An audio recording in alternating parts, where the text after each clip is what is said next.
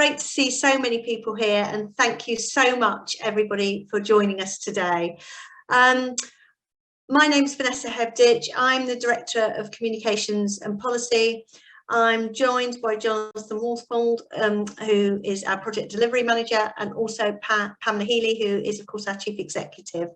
And the purpose of this evening's event is just really delighted to be able to update you on some of the work that we've been doing around influencing primary care and improving early detection. Okay, so early detection, well, this really fits in with one of our key strategic priorities that we've outlined in our 3-year plan. We know that 3/4 of people with cirrhosis are currently diagnosed at a really late stage when it's too late for intervention or treatment, and we want to change that so people are diagnosed much earlier, and there's time to effect change. And this part of our campaigning work is really part of our Sound the Alarm campaign. And we did hold a webinar about this, so I'm not going to go into any detail about the Sound the Alarm campaign, but it is a 3-year campaign. We've got 10 so key changes that we're asking, and they're really broadly about three key areas: faster and earlier diagnosis, better support for people living with liver disease, and reducing the variation of care that happens, including increasing access to hospital specialists. So just a brief reminder about why we need the campaign. The UK has seen huge improvements in healthcare across all of the major killer diseases, and this slide really says it all. You can see that things like heart disease, circulatory problems, diabetes, or deaths from these diseases have either remained stable or improved. But with liver disease, things have got much worse, and deaths from chronic liver disease have more than doubled in the past 20 years. We're seeing 50% more liver transplants than 10 years ago. And as I mentioned earlier, 3/4 of people really diagnosed at such a late stage, where often the only actual intervention that is possible is a liver transplant. And of course, those are costly, and there's not enough livers to go around. And many of those people who are diagnosed late are so poorly that they actually die within 60 days. And we know that 90% of liver disease is preventable, so there's got to be something that we can do about all of this. And many of you will know this is our flagship campaign, which aims to raise awareness of the risk factors of the 3 main causes of preventable liver disease. There are no obvious symptoms for most people in the early stages, so we have to find those people at risk. This is our Love Your Liver roadshow that you can see in the picture. And what we do with the roadshow is we tour the country, and we basically rock up to busy shopping centres, and people can come along and they can undertake a sort of online risk assessment. The tool is also available on our website. And this asks them lots of questions about their lifestyle and assesses their risks. So what types of food do people eat? How much do they weigh? What sort of how much alcohol do they drink, and whether they might be at risk of viral hepatitis. And once people have undertaken the risk assessment, they can go into the back of the unit. There's 2 private consulting rooms, and they can have a non-invasive scan which actually measures liver scarring and fibrosis. And I think what's really scary is that almost 1 in 5, about 17–18% of people who attend our roadshow actually have a reading that indicates risk of liver damage, and they're given a letter that they can take to their GP for follow-up. And when you think, we're not visiting sort of alcohol or rehabilitation centres, we are just in the high street. I think that's a really scary statistic. And finally, why do we need the campaign? Well, this is Hilary, and she really kindly shared her story with us. Hilary was taking her grandchildren swimming one day. She felt really unwell. She suddenly went out and went into the changing room, and she found that she was vomiting blood. She was diagnosed with advanced non-alcohol related liver disease, NASH, And unfortunately, or fortunately for Hilary, she was one of the lucky ones. She did have a liver transplant and she's now really well. But we want to stop there being more Hilarys. So what is the demanding faster diagnosis part of our Sound the Alarm campaign? What are we actually asking for? We want every GP to have an agreed way of finding at-risk patients, knowing how to test for liver disease, following up, and then referring to secondary care when needed. We also want liver disease to be thought about in terms of, you know, the other routine checks that happen. So just as you might go to the doctors and you'll have a blood pressure test and you'll have your cholesterol taken, etc. at for example, the NHS over 40s health check. Why not at this point can they not also say, oh, what about liver disease? We know GPs are really busy people, so we want those processes to be automated for them so that automatically those people who are at risk might be highlighted and they're automatically checked. And there's some examples of real exemplar practice in this area. And finally, we want every primary care provider to have direct access to what's called a best practice fibrosis assessment. So that might be what you can see here in the picture, a scan, or it could be access to some sort of more sophisticated blood tests.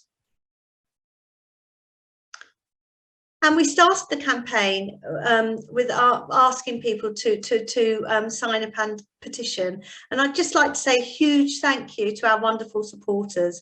Over 28,000 people have now signed our petition, and we're a really small charity, so we're just delighted with that engagement. And this petition has really sort of set the bedrock and enabled us to start to have some of the conversations and things that we're having with parliamentarians and policymakers. So thank you so much. And if you haven't signed the petition, please do so. But we wanted to dig deeper. We wanted to find out what is really happening on the ground. And so we decided to undertake a project where we wanted to sort of get a real understanding of what's happening right now. Do people actually have the structures and processes in place? Do they have a pathway for liver disease detection and management? And then we wanted to use that data so that we could start to influence, so that everywhere does have an effective pathway in place. We knew anecdotally that where secondary care clinicians had got involved, that there was a better chance of there being a good pathway in place. So we knew that we had to involve not just primary care, but secondary care. And finally, we wanted to have some sort of mechanism where we could map what was going on and look at how that progresses. So I'm going to pass over now to Jonathan, who's going to talk you through this piece of work and what the results are. Thank you, Vanessa. So yeah, I'm going to go into a little bit more detail now and explain to you how we went about reaching these conclusions and collecting the data. So we undertook a survey of each of the CCGs in England and the health boards in the devolved nations, and we asked them a number of questions. We wanted to find out the structural resource that they had in place and the processes that they used to monitor liver disease outcomes in their region. We asked them whether they were using the recommended guidelines and diagnostic tools to detect liver disease. And we also asked some questions to understand whether they were actually looking at more proactive ways of finding people who had liver disease based on them being at risk through their lifestyle behavior of developing the disease. And this gave us a huge amount of information and data, which we mapped and wrote up. And it was published in the British Journal of General Practice at the end of the summer this year. And we've widely shared that since on our website and through other key channels out to our patients and supporters. A huge amount has gone on since then to really build on that and publicise throughout national and regional media and secondary care clinicians to start to raise the profile of what we've found in this research in the individual areas, because although obviously we want to influence and drive change on a national level, we recognise that we're going to have to do that in multiple ways at local levels to sort of join those dots up and make major change happen. Vanessa's already alluded to the importance that we attach to secondary care clinicians. and we've made sure that we are using their influence, their expertise and their input within each of the CCG and health board areas across the country, so that we are going in with a combined message, which obviously has much more weight that way. This is a map which hopefully if you've been receiving any of our communications over the past few months, you'll already have seen, but it's a really simple, clear overview of what we found. So we had 159 responses out of the 161 CCGs and health boards. Since we published the data, we have actually managed to fill in the 2 gaps in Scotland, so we do now have 100% coverage. But I'm showing you the map that we published at the time for consistency. So quite alarmingly, obviously, the headline state is that only 20% of CCGs and health boards have a named individual responsible for liver disease. And clearly, if there isn't somebody with responsibility for the management of a particular health condition, that's a major cause for concern, and we know it's going to mean that the outcomes in that area probably have less focus than they should do. The colour coding on the map is a simple geographical overview of the provision of pathways for the detection and management of liver disease in primary care. So the areas in red are areas where there is no pathway in place at all. The areas in yellow are where there is a partial pathway in place or a pathway in development. And the areas in green have full pathways where there is efficient structures in place for the early detection and management of liver disease. So as you can see, there's a lot more red on that map than we would like to see, but our long-term goal is to turn as much of that map green as we possibly can. So just diving into a little bit more of the detail for you to explain what we found. I've mentioned that the very big headline stat, which is only 20% of the respondents have a named person in place with responsibility for liver disease. None of the trends really are particularly uplifting, unfortunately. Only 40% in the second column, 40% showing a pathway for the assessment of and management of abnormal liver blood tests.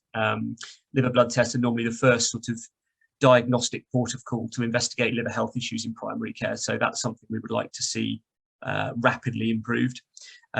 You can also see that the vast minority of areas have pathways in place for managing liver disease more generally, and there's very little structure in place for the monitoring of the effectiveness of these pathways or for looking at liver disease outcomes. All of those things that we want to influence and improve.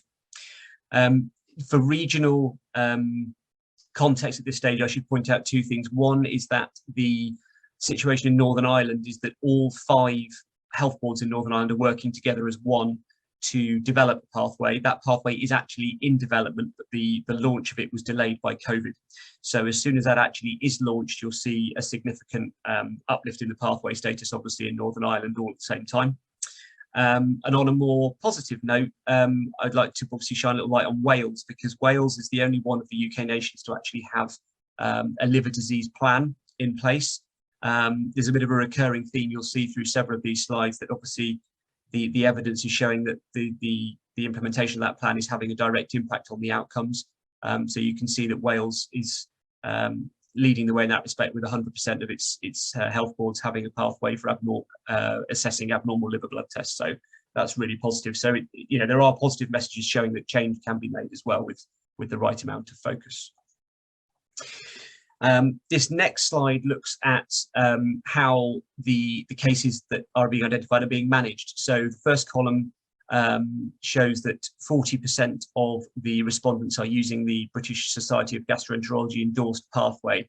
So again, that's something we'd like to see improved. There's an endorsed pathway in place that's very easy for primary care practitioners to adopt and use, and we need to make sure that's being disseminated and that they're able to understand how to deploy it and that it's being used more widely.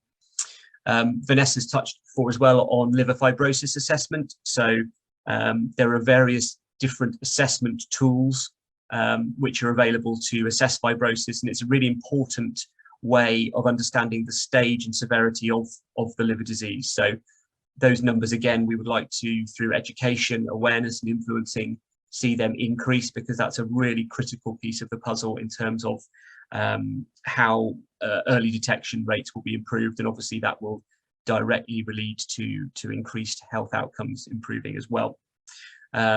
Again, Wales is the exception, and again, I'm using that as a positivity example. You know, with a bit of focus, there you can see that all 7 health boards are using liver fibrosis assessment, and that shows again that there are gains that could be quickly and easily made. This next slide looks at the proactive identification of liver disease, and I think this is a really important building block. Obviously, the first thing we want to do is make sure that if anybody is presenting at their GP with potential liver issues, that the liver blood tests and the pathways in place to manage that.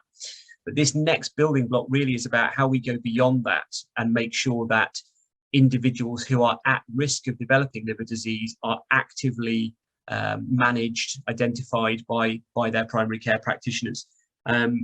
Proportion of people, proportion of respondents who are doing that at the moment is disappointingly low again. It shows that we've got a lot of work to do to try and improve that situation.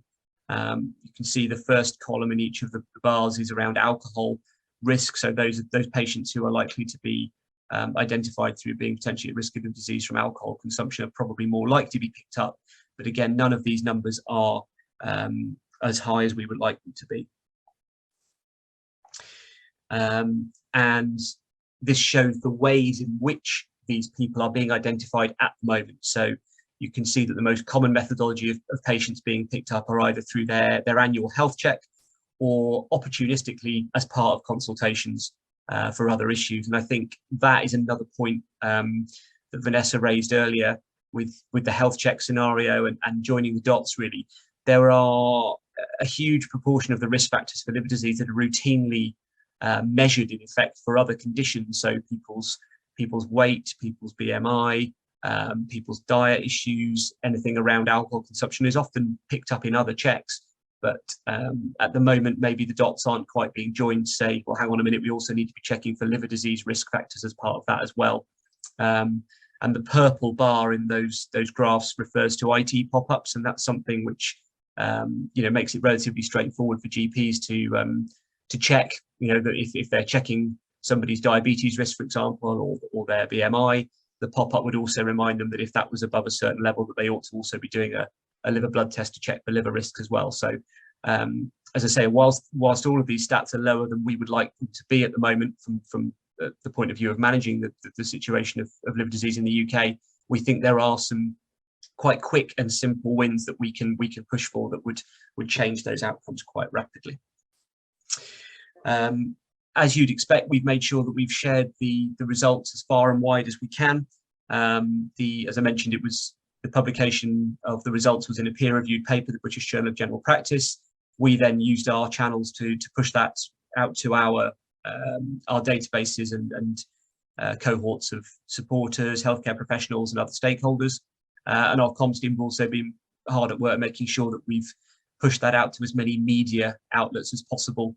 The immediate push that we did had over 130 pieces of broadcast in national and regional coverage, and the combined reach from those different publications was over 8.2 million. So a big part of what we're trying to do is make sure that liver disease is much further up the agenda and much more accessible to the mainstream media and to the people who are reading it. So that was a really big moment for us. I think it shows the importance of the work that we did to pull this survey together, but also the interest that it generated in the wider world. And that can only be good as we try to push that profile harder.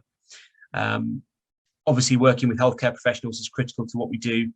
We've also given the opportunity to present the findings of the research to the major gathering of healthcare professionals in the liver world, the Basel conference. So that was good as well. So the next steps, I think, is probably the really exciting part. So the health system in England is changing. Some of you may know that the CCG structure that was in place when we undertook this research is being replaced by a new system called integrated care systems. So those boundaries will cover much larger areas generally than the CCGs did, and they will bring together in many cases a number of those CCGs under one roof. There's a really good example on the right here, and this is something we're producing for each of the new ICS partnerships. This is what will be the new Greater Manchester Health and Social Care Partnership, and you can see the legacy CCGs that make that up. And of those, the vast majority, unfortunately, were coded red on our map, but you can see that the Wigan Borough CCG was green and had an excellent set of pathways in place. So it gives us an opportunity to engage directly with these new ICSs with the knowledge of exactly what was happening in their legacy CCGs. So when we're talking to Greater Manchester, we can explain to them that what was working and deployed in Wigan Borough was very effective and was much more in line with where things should be. And hopefully that means that they can adopt that approach across the rest of their ICS boundary, which would in effect turn all that green in one go. So we have a plan for each ICS based on the information we've collected, and we'll be working very carefully on that over the coming months. To continue the theme of partnership working, we know that secondary care clinicians are a major source of expertise and influence in the areas they work in. When we first produced that map, it was amazing how many of the green areas we were able to look at and go, oh, we know exactly who's spearheading the change in that area.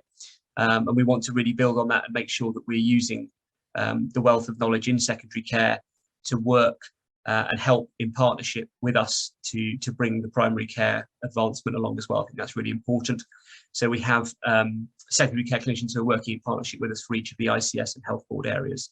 And we've got a number of different projects coming up, including mailings, meetings with public health directors, and as I say, a targeted programme of a bespoke engagement with each of the ICS regions. We're also asking people to contact their MP. And again, hopefully supporters who are signed up to our communications will have seen that ask already. And I know Vanessa's going to talk about that a little bit further in the next section. So I will hand back over to Vanessa, who will talk to you a little bit more about what we do with parliamentarians and some more of our influencing work. But yeah, I just wanted to sort of talk a little bit about how we are sort of now using all of these results to try and influence. And we've recently appointed a new policy person who is leading this area of work within the trust, and we've been holding a number of what we're calling an outreach programme, where we've really been trying to have face-to-face one-on-one meetings with MPs to highlight the liver disease crisis and talk about this data.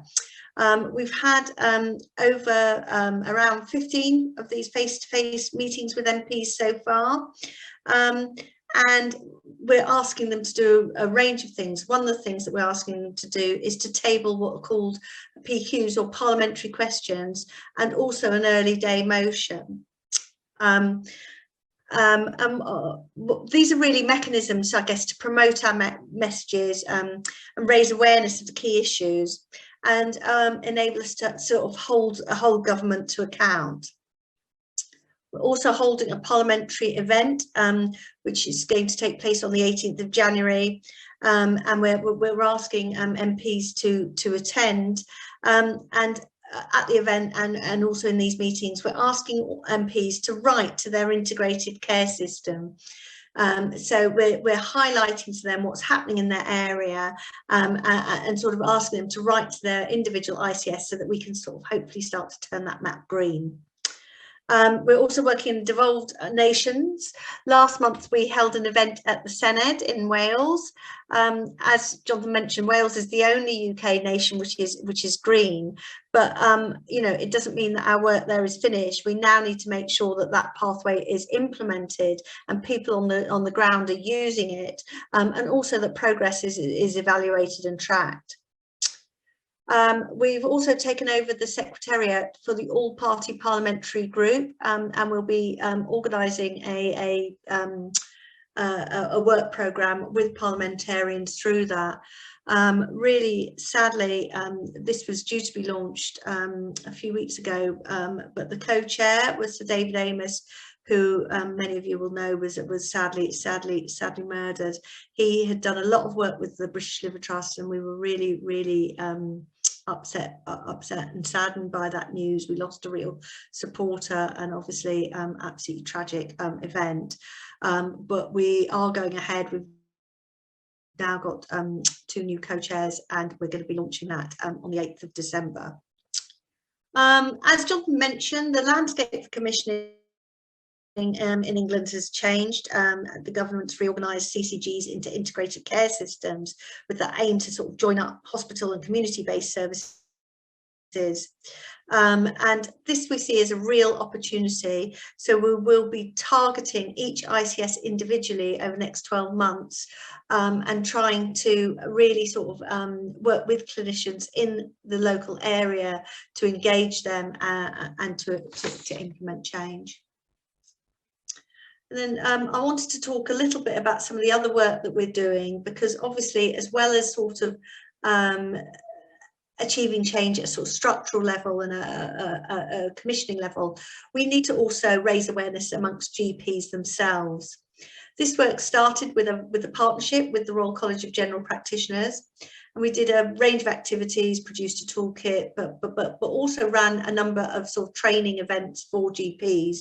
These were sort of initially face-to-face half-day workshop events. When COVID came along, we made them virtual, and they were actually incredibly successful because we ran them in the evenings when GPs tended to have more time. I think 130 GPs attended the first one of those virtual events. And so I guess the next step in that GP engagement is we are just about to do a mailing to every GP surgery in the UK. That will go out early next year. And we're also producing a sort of GP training tool. We've been in touch with the Royal College of General Practitioners, and they're going to endorse that and accredit that, which means that the GPs get sort of what's called CPD points. So I just wanted to finish off before I pass over to Pam, saying please do help. First of all, on the 15th of November, so just a couple of weeks ago, we did write to supporters and say, please do write to your MP. And I'm absolutely delighted to say over 150 of you have really supported us already and written to their MP. It's a really easy way of doing it. You can literally put your postcode into the website. It will tell you who your MP is and pull up a letter, which you can either just send it exactly as it is, or you can sort of amend it, giving some more details of your own personal situation, your own experience. It can be edited, and then just with a click you can email your MP. So please do that, because the more people who email our MPs, the more people who will come to our event, the more MPs will be able to get to write to their ICSs. If you're here and you're from secondary care, please do let us know if you're willing to sort of support us and help engage your integrated care system. And also, please do keep telling us about what's happening in your area. Ideally, let us know about exemplar practice, but also we're keen to know what's happening on the ground. So please do tell us if you're having bad experiences. It's really important that we start and if you're a person living with liver disease, please do get in contact and share your story.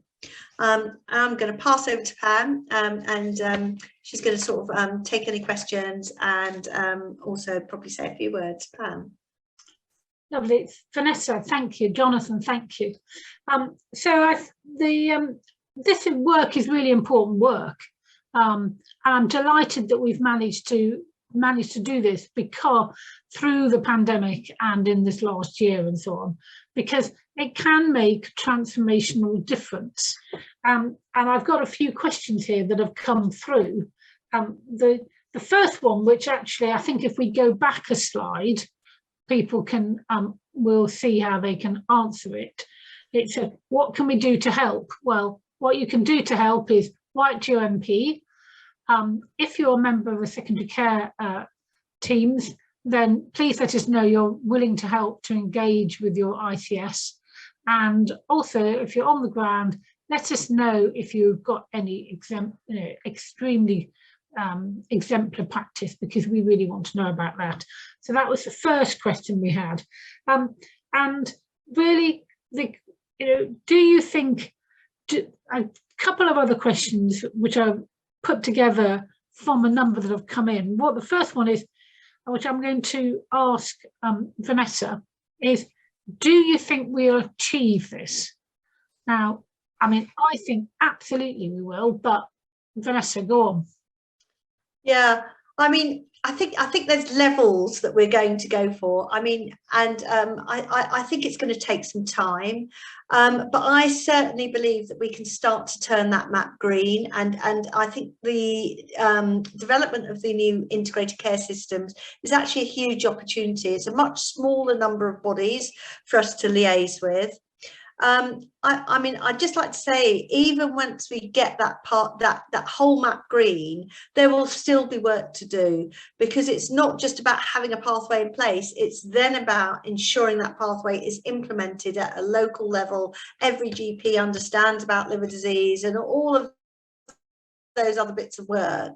But I think I firmly believe that we've got a real opportunity to make massive change in the next year or so. Yeah, I absolutely agree with you. Jonathan, do you want to add anything to that? The only thing I'd add is I think what works, you know, what has such enormous potential with the work we're doing here is that we're working at two levels, which are the levels we think can absolutely change the overall outlook for liver disease in this country. We need to do two things. We need to improve early detection. We need to work on at ground level. We need to make sure that people are aware of the risk factors, and that when they go to their GP with those risk factors, the processes are in place to support general practitioners to help those people, identify those people and manage those people. So that's coming at it from that end.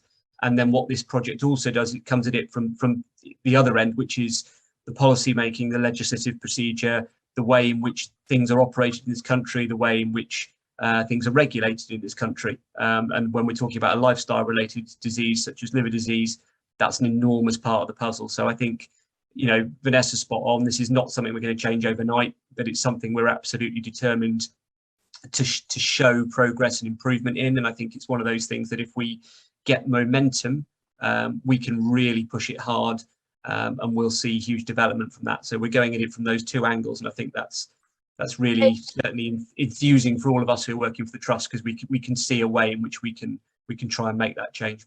I absolutely agree. It's about momentum. It's about generating momentum, and you don't just build the Forth Road Bridge or build a snowman. You have to identify the area, carve up all the wood or cement or steel, or start to roll the snowball. And I would say the snowball is starting to roll. So I think that's great news. I've got another question here. Is the new ICS system being introduced in England being replicated in Scotland? Jonathan, do you want to take that?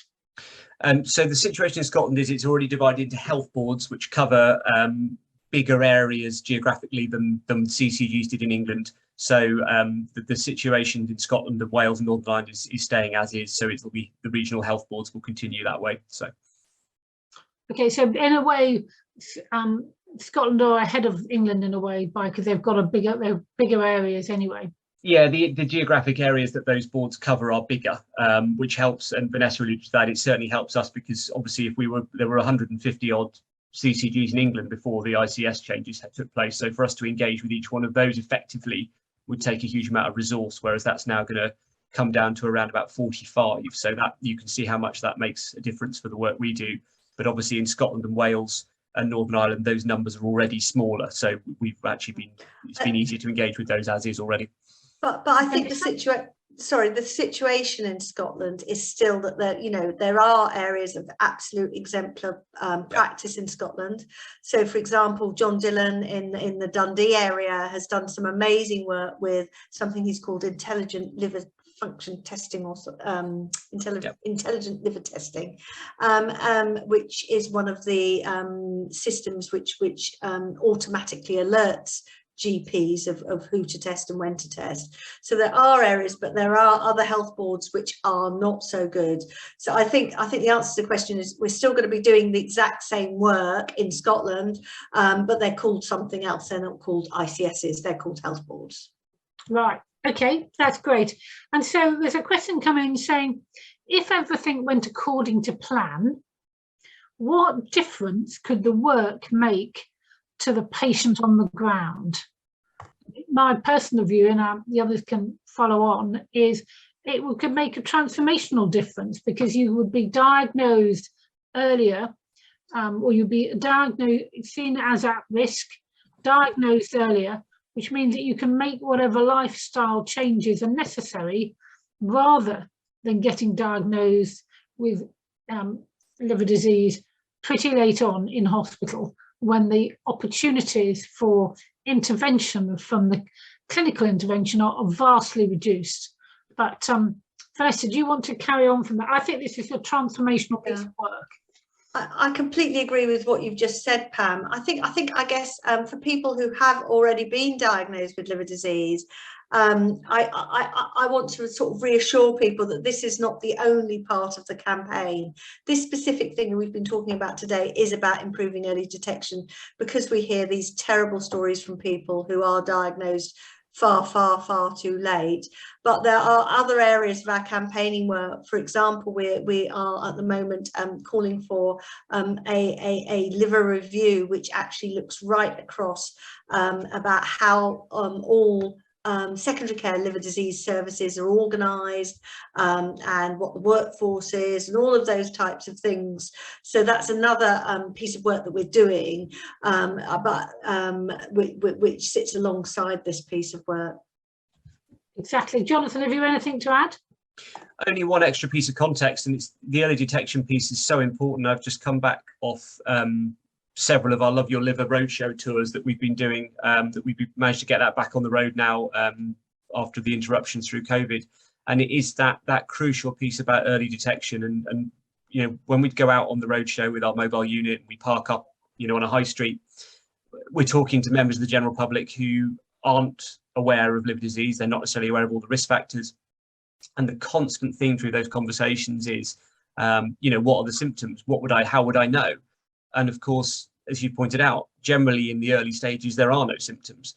And, you know, the point about early detection is that if you are able to identify, you know, a problem or a potential problem before it develops and worsens, then you've got every chance of making an intervention that changes that and stops or reverses damage.